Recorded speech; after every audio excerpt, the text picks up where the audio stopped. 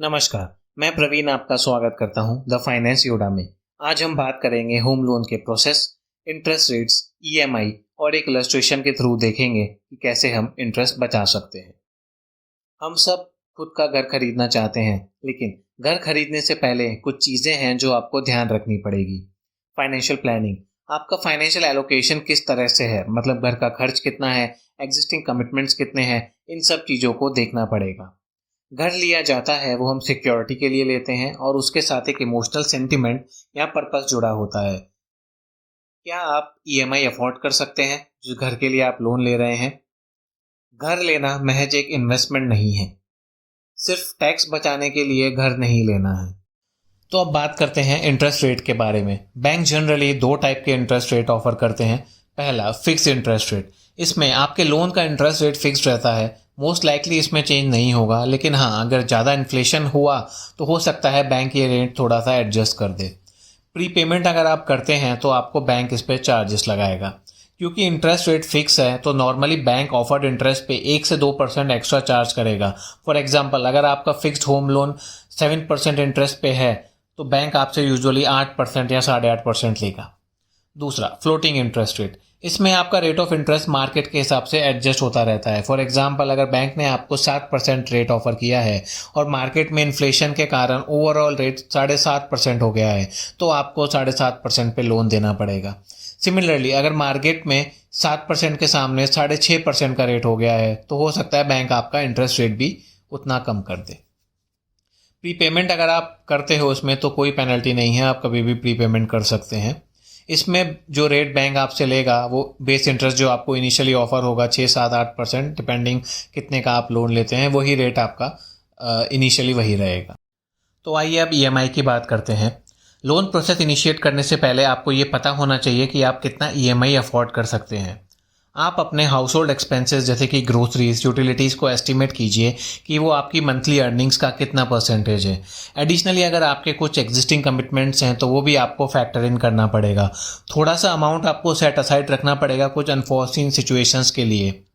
उसके बाद जो अमाउंट बचेगा वो आप ईएमआई पे एलोकेट कर सकते हैं। जनरल थंब रूल अगर आपको फॉलो करना है तो सारे लोन का ईएमआईज आपकी मंथली अर्निंग से 30 से 40% से ज़्यादा नहीं होना चाहिए। तो आइए एक एग्जाम्पल देखते हैं विथ ईएमआई कैलकुलेटर। तो अब एक एग्जाम्पल देखते हैं मिस योडा का, जिनको एक प्रॉपर्टी बाय करनी है और वो उसके अगेंस्ट होम लोन लेने का सोच रहे हैं। इनको ये कैलकुलेशन करना है कितना ईएमआई ये अफोर्ड कर सकते हैं। तो इनकी एज 30 ईयर्स है और इनकी जो नेट सैलरी है आफ्टर ऑल डिडक्शंस जो इन हैंड है वो है 1 लाख रुपए पर मंथ। इसमें से इनके हाउस होल्ड एक्सपेंसेस सब कुछ मिला के रहते हैं 45,000 पर मंथ। एग्जिस्टिंग कमिटमेंट्स हैं, इन्वेस्टमेंट्स हैं 15,000 पर मंथ। 10,000 पर मंथ इन्होंने मंथली सेट असाइड कर रखा है फॉर मेडिकल या अदर इमरजेंसीज। तो मैक्सिमम ये 30,000 तक का ईएमआई अफोर्ड कर सकते हैं।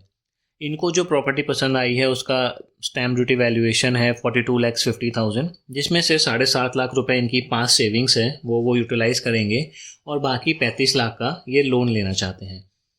अब सिंस लोन अमाउंट 30 से ज़्यादा है और 75 से कम है तो इनको 20% डाउन पेमेंट करना पड़ेगा और बाकी का अमाउंट बैंक इनको लोन देगा। अब इस केस में हम दोस्तों 3 ऑप्शंस देखेंगे। पहला ऑप्शन जिसमें ये रेगुलरली ईएमआई भरेंगे एंड कोई प्रीपेमेंट नहीं करेंगे, उसमें किस तरह से इनका इंटरेस्ट का लायबिलिटी रहेगा।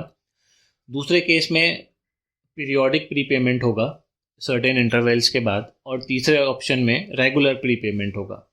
तो तीनों केसेस में किस तरह इंटरेस्ट का लायबिलिटी रहता है और हम कितना सेविंग्स कर सकते हैं वो हम देख सकते हैं।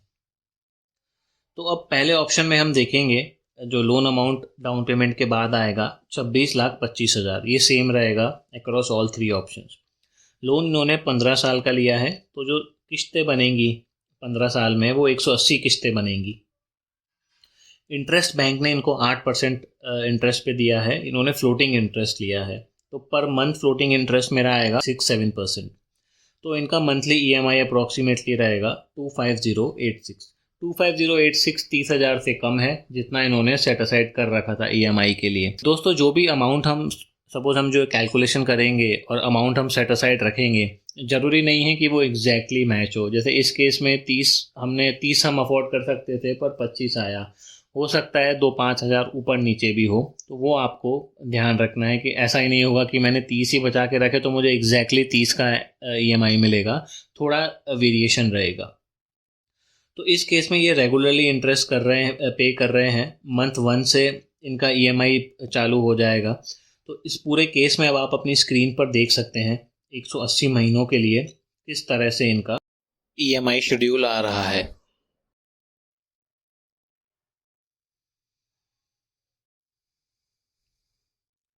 लास्ट कॉलम में आप देख सकते हैं कि लोन रीपेमेंट परसेंटेज किस तरीके से आ रहा है। जैसे जैसे आप ईएमआई बढ़ते जाएंगे आपका वो ओनरशिप बढ़ता जाएगा। ओनरशिप दो तरीके से हम देखेंगे, एक जितना हमने डाउन पेमेंट किया है और जैसे जैसे हम ईएमआई भर रहे हैं।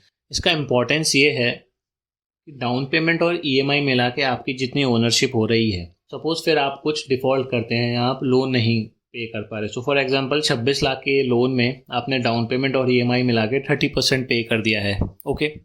अब इस केस में सपोज प्रॉपर्टी बैंक ऑक्शन कर रहा है क्योंकि आप रीपे नहीं कर पा रहे, आपने होम इंश्योरेंस भी नहीं लिया है, तो बैंक क्या करेगा, अगर बैंक को ज़्यादा अमाउंट मिला तो वो अपना अमाउंट काट के आपको 30% जितना ड्यू है, जितनी आपकी ओनरशिप है, वो आपको दे देगा, ठीक है। इन केस बैंक को कम अमाउंट मिला तो बैंक क्या करेगा, वो सारा का सारा खुद ही यूटिलाइज कर लेगा। तो दोस्तों हमारा होम लोन लेते टाइम हमारा इंटेंशन ये रहना चाहिए कि हम जल्द से जल्द लोन रिपे कर दें और हम प्रॉपर्टी के ओनर खुद बन जाएं, ठीक है। अब आइए सेकंड ऑप्शन में बात करते हैं। इस केस में हम अज्यूम कर रहे हैं कि मिस्टर डोडा को जल्दी से जल्दी घर का ओनर बनना है और वो प्रीपेमेंट स्टार्ट करना चाहते हैं, ठीक है। हर साल 12वें महीने में इनकी कंपनी इनको बोनस डिक्लेयर करती है जो 2 या 3 महीने के बाद क्रेडिट होता है। बोनस अमाउंट यूजुअली 2 से 3 लाख रहता है, बट मिस्टर जोड़ा सोच रहे हैं कि 12-15 महीने के ड्यूरेशन में 1-1 लाख रुपए का प्रीपेमेंट करता जाऊँ। कुछ लोग प्रीपेमेंट की जगह पैसा इन्वेस्ट कर देते हैं, पूरा का पूरा पैसा। कुछ लोग आधा इन्वेस्ट करते हैं, आधा प्रीपेमेंट करते हैं। तो ये आपका कॉल है कि आपको किस तरह से करना है। जैसा मैंने पहले बोला, आइडियली दोस्तों हम लोन जब लेते हैं तो हमारा मैंडेट ये होना चाहिए कि लोन हम जल्द से जल्द ख़त्म कर दें और 100% ओनरशिप ले लें। तो इस केस में अगर वो प्रीपे करते हैं तो वो लोन लगभग 11 से 12 साल में रीपे कर देंगे। दोस्तों ये जो कैलकुलेटर मैंने बनाया है ये बहुत बेसिक रखा है, इसको अननेसेसरी फॉर्मूलाज या उससे मैंने कॉम्प्लिकेट नहीं किया है। जितना भी आप लोन ले रहे हैं, जितने भी पीरियड के लिए, जितने भी इंटरेस्ट के लिए, वो आप मैन्युअली एडिट कर सकते हैं इसमें। ऑप्शन 2 में आपको थोड़ा सा एक चेंज ये करना रहेगा कि जैसे ही आप प्रीपेमेंट के नंबर्स डालेंगे तो आपको नीचे स्क्रॉल डाउन करना है। वहाँ पे आप देखेंगे कि जो वैल्यू है एक पॉइंट के बाद वो नेगेटिव हो जाएगी।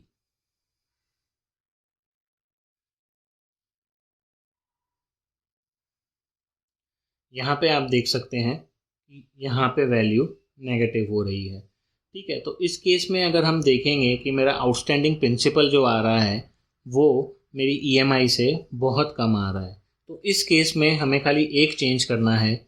हमें जो हमारा ईएमआई है वो आउटस्टैंडिंग प्रिंसिपल्स को के साथ एज इट इज़ कर देना है। 2 रोज़ में आपको चेंज करना पड़ेगा और नीचे की जो पूरी रोज़ हैं वो आप डिलीट कर सकते हैं।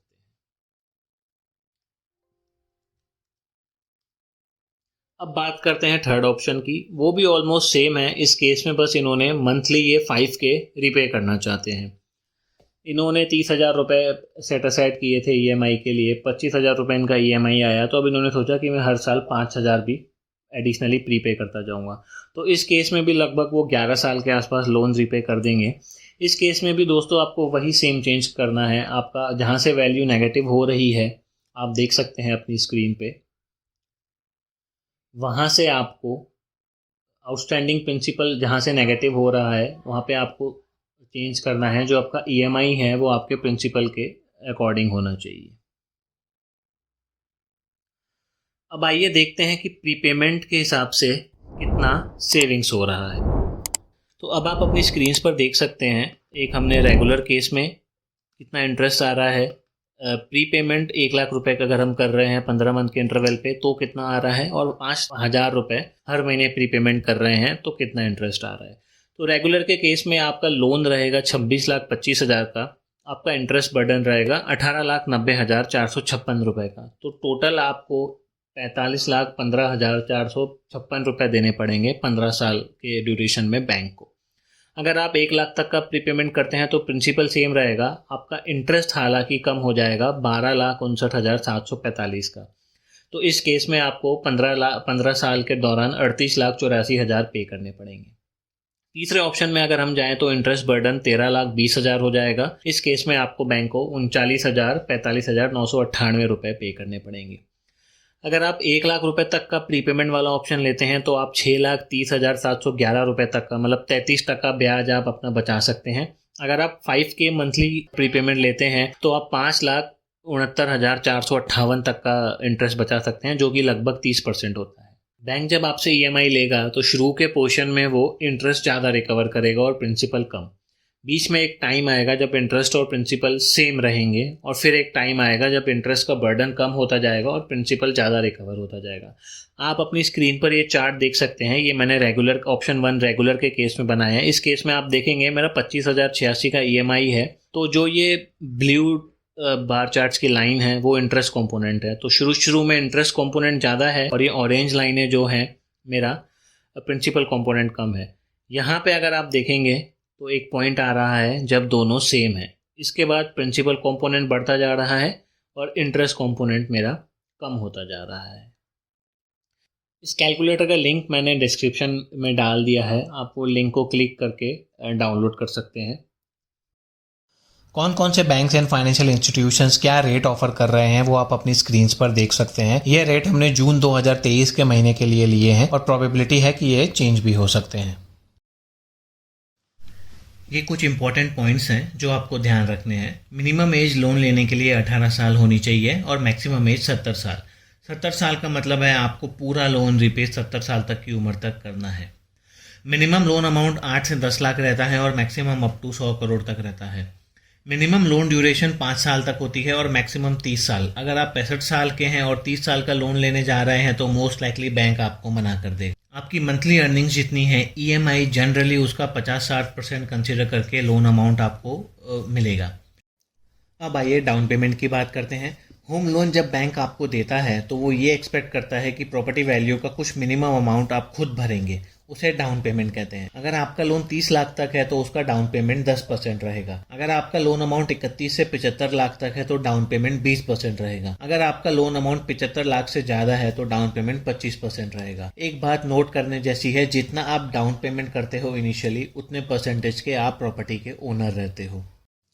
अब आइए लोन प्रोसेस के बारे में समझते हैं। सबसे पहले आपको लोन के लिए अप्लाई करना पड़ेगा। आजकल तो सामने से ही फ़ोन आ जाते हैं लोन के लिए।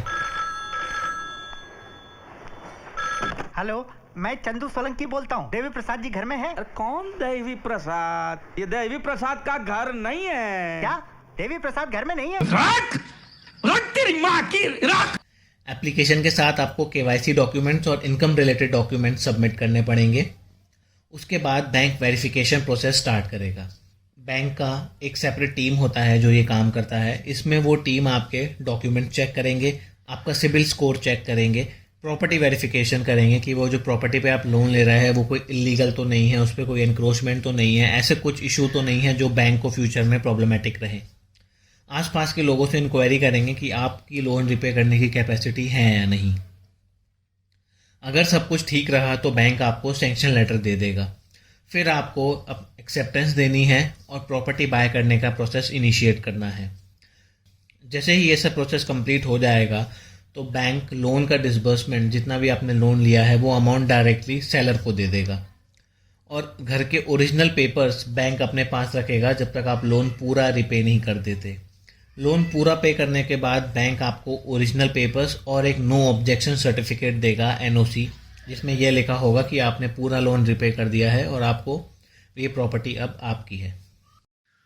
अब आइए टैक्स एडवांटेजेस की बात करते हैं। अगर आपने होम लोन लिया है तो सेक्शन 80C में आपको 1.5 लाख रुपए तक का प्रिंसिपल रीपेमेंट पे डिडक्शन मिलेगा। यह 1.5 लाख की जो लिमिट है वो 80C में इंक्लूडेड है, कोई एडिशनल नहीं है। सेक्शन 24 हाउस प्रॉपर्टी में आपको 2 लाख रुपए तक का डिडक्शन मिलेगा इंटरेस्ट रीपेमेंट पे। इसके अलावा अगर आप पहली बार घर खरीद रहे हैं तो सेक्शन 80EE में आपको 50,000 तक का डिडक्शन। ये सारे डिडक्शंस आपको हर साल मिलेंगे जब तक कि आपका पूरा लोन रिपे नहीं हो जाता।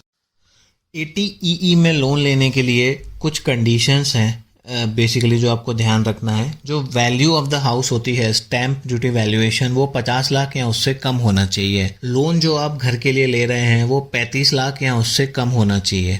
अब इसमें तरीका क्लेम करने का ऐसे है कि सबसे पहले आपको जो हाउस प्रॉपर्टी में 2 लाख तक की लिमिट मिल रही है वो आप एग्जॉस्ट कर लें।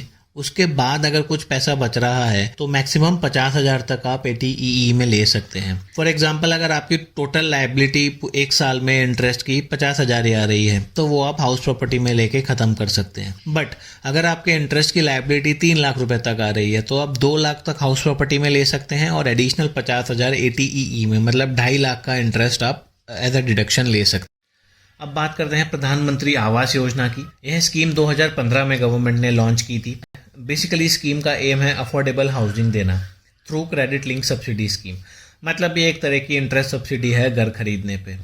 इनिशियली स्कीम 2022 मतलब 31 मार्च 2022 में ख़त्म हो गई थी।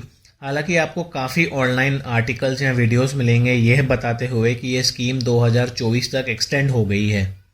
आप अपने स्क्रीन पर वो कुछ आर्टिकल्स देख सकते हैं जो मुझे भी ऑनलाइन मिले थे, आप सर्च करेंगे तो आपको भी मिल जाएंगे, जिसमें ऐसा क्लियरली लिखा हुआ है कि ये स्कीम 2024 तक एक्सटेंड हो गई है। हालांकि एक बात नोट करने जैसी ये है कि ये जो इन्फॉर्मेशन ऑनलाइन मिली है ये अधूरी है और आपको कोई भी इंटरेस्ट सब्सिडी अभी नहीं मिलेगी अगर आप नया घर अभी खरीदेंगे। एक्चुअली रिसर्च के हिसाब से एक नोटिफिकेशन मुझे मिनिस्ट्री ऑफ हाउसिंग अफेयर्स का ऐसा मिला है जिसमें ये क्लियरली मेंशन किया हुआ है कि स्कीम एक्सटेंड तो हुई है लेकिन उन घर के लिए हुई है जो 31 मार्च 22 तक सैंक्शन हुए थे स्कीम में। कोई भी एडिशनल हाउसेज 31 मार्च 22 के बाद इस स्कीम के अंदर सैंक्शन नहीं होंगे। So as of now government का कोई भी नोटिफिकेशन या इंटेंशन ऐसा नहीं है कि 31/3/22 के बाद सब्सिडी किसी को मिलेगी।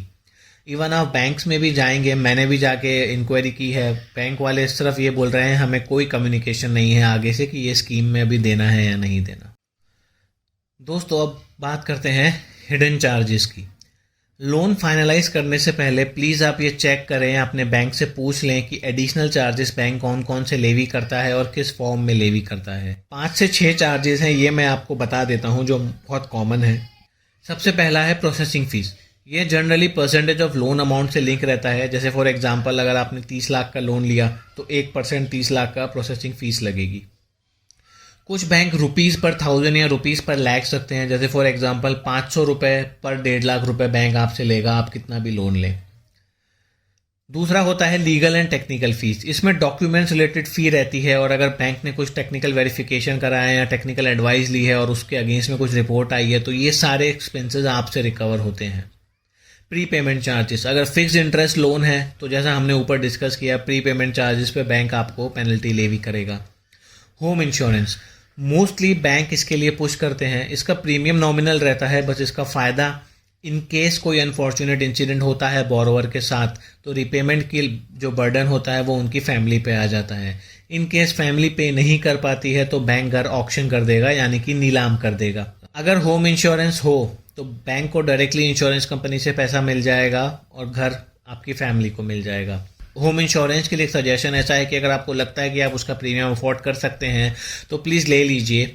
एल्स होम इंश्योरेंस आपको नहीं लेना है तो टर्म इंश्योरेंस भी आप ले सकते हैं, वो भी थोड़ा सा डिफरेंट है इससे, बट हाँ उसमें भी अगर कोई अनफॉर्चुनेट इंसिडेंट हो गया जिसने इंश्योरेंस लिया है उसके साथ तो उनकी फैमिली को जितना भी सम अश्योर्ड है वो मिल जाएगा। कन्वर्जन चार्जेस, कई बार आपने ऐसा देखा होगा कि फॉर एग्जांपल बैंक ने आपको 8% पे लोन दिया बट कुछ सालों बाद जो नए कस्टमर्स आ रहे हैं उनको 7%, 7.5% पे लोन मिल रहा है। इस केस में अगर आपको अपना लोन इस न्यू रिवाइज इंटरेस्ट रेट में कन्वर्ट कराना है तो बैंक आपको कन्वर्जन चार्जेस लगाता है। ट्रांसफ़र फीस, अगर आप एक बैंक से फॉर एग्जाम्पल बैंक ABC से अपना लोन बैंक DEF में ले जाना चाहते हैं तो इसके लिए आपको ट्रांसफ़र फीस देनी पड़ेगी। ये सारे चार्जेस जो हमने डिस्कस किए वो बैंक टू बैंक वेरी करते हैं, तो प्लीज़ इनके बारे में पहले से पता करें, अपने बैंक से पूछ लें लोन की एप्लीकेशन करने से पहले। उम्मीद करता हूँ दोस्तों आपको ये वीडियो पसंद आया होगा और हेल्पफुल रहेगा। अगर आप होम लोन लेने का प्लान कर रहे हो तो वीडियो को प्लीज़ लाइक और शेयर करें। ऐसे ही और वीडियोस देखने के लिए हमारे चैनल द फाइनेंस योड़ा को सब्सक्राइब करें। Thank you.